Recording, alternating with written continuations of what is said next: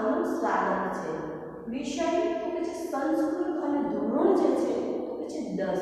હવે આગળના વિડિયોની અંદર તમે જોઈ ગયા છો આપણે મેં તમને વાત કરેલી છે કે સુભાષિત કુસુમાની એટલે કે સુભાષિત પુષ્પો સારી કહેવાયેલી વાતો જે ગુરુ જે છે પોતાના શિષ્યને જે સારી વાત કહે છે એની વાત આપણે કરીએ છીએ। તો વૃક્ષો જે છે એની વાત જોઈ ગયા, ગુરુની વાત જોઈ ગયા, માણસની પરીક્ષા કઈ રીતના કરાય છે, સોનાની કઈ રીતના કરાય છે એ પણ આપણે આગળના વિડિયોની અંદર જોઈએ। ત્યાર પછીનો જે આપણો શ્લોક છે એ મોસ્ટ આઈએમપી છે, કારણ કે એનું ભાષાંતર પણ પૂછાય છે અને કાવ્ય છે શ્લોક પૂર્તિ આવે છે આપણે એટલે કે એ શ્લોક પૂર્તિની અંદર પણ આ જે શ્લોક પૂર્તિ છે એ મોસ્ટ આઈએમપી તરીકે 4 માર્ક્સને પૂછાય છે।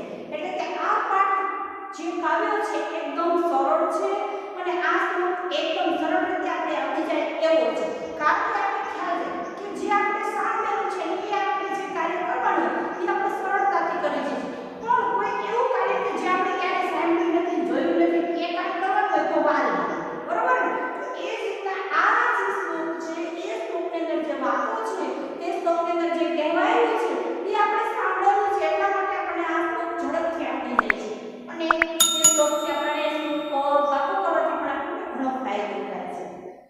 તો શ્લોક નંબર 5 જે છે એ આપણે જોઈએ। તો પહેલી વાત કરીએ આપણે ખ્યાલ હશે કે કાઉન્સની અંદર જે આપણું હોય એને આપણે અન્વય કરીએ છીએ। તો એટલે શું થાય? અન્વય છે, કાઉન્સમાં છે, શ્લોકની અંદર આપણે દેખાતું નથી એટલે ગુરુ જે છે પોતાના શિષ્યને શું કામ આપે છે કે કીધું એટલે કે તું કેવો થઈશ, ગુરુ પોતાના શિષ્યને કીધું કેવો થઈશ, તો ગુરુ પોતાના શિષ્યને સમજાવે છે કે તું આવો થજે। આપત્સુ રામ, આપત્સુ રામ, આપત્સુ રામ એટલે આપત્સુ એટલે કે આપત્તિમાં, વિપતમાં જ્યારે મુશ્કેલ પડે ત્યારે મુશ્કેલીનો સામનો કરવાનો છે, એ આપત્તિથી આપણે ભાગી જવાનું નથી। તો કોના જેવું થશે? રામ।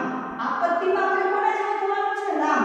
આપત્સુ, આપત્તિમાં રામો રામ, આપત્તિમાં રામ એટલે કે આપત્તિમાં મુશ્કેલીનો સમય તારે આવે ત્યારે તું રામ જેવો થજે, કારણ કે રામને પોતે કેટલી મુશ્કેલી પડી હતી, 14 વર્ષનો જે વનવાસ હતો એ રામના માથે હતો ત્યારે રામ ભાગી નતા ગયા મુશ્કેલી તેનો સામનો કર્યો હતો, એટલા માટે પોતાના ગુરુ જે છે શિષ્યને કહે છે કે આપત્તિમાં રામ જેવો થજે।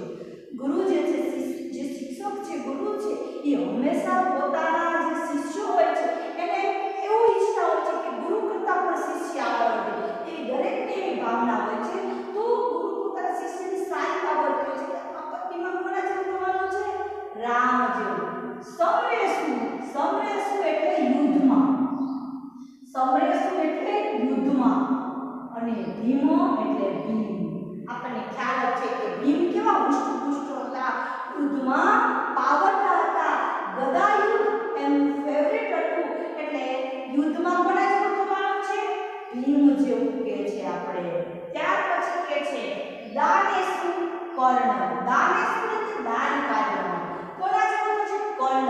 તમને ખ્યાલ હોવો જોઈએ કે જ્યારે કર્ણનો જન્મ થયો ત્યારે કવચ કુંડળ સાથે એનો જન્મ થયો હતો અને એ કવચ કુંડળ જે એમણે ધારણ કરાવી હતી અમર હતા, પણ કપટથી એમના જે પહેરેલું હતું એમને કવચ કુંડળ એ પણ એમને દાનમાં આપી દીધા। ખબર હતું કે જ્યાં સુધી આ કવચ કુંડળ પહેરીશ ત્યાં સુધી કે છે હું અમર રહીશ, પણ ખ્યાલ હોવા છતાં એ પોતાના કવચ અને કુંડળનો પણ દાન જે છે એ આપી દે છે। એટલે આપણે પણ કોના જેવું થવાનું છે?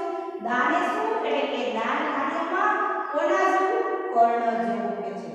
નયેસુ, નયેસુ એટલે કે નીતિઓમાં, કૃષ્ણ એટલે કે કૃષ્ણ। આપણે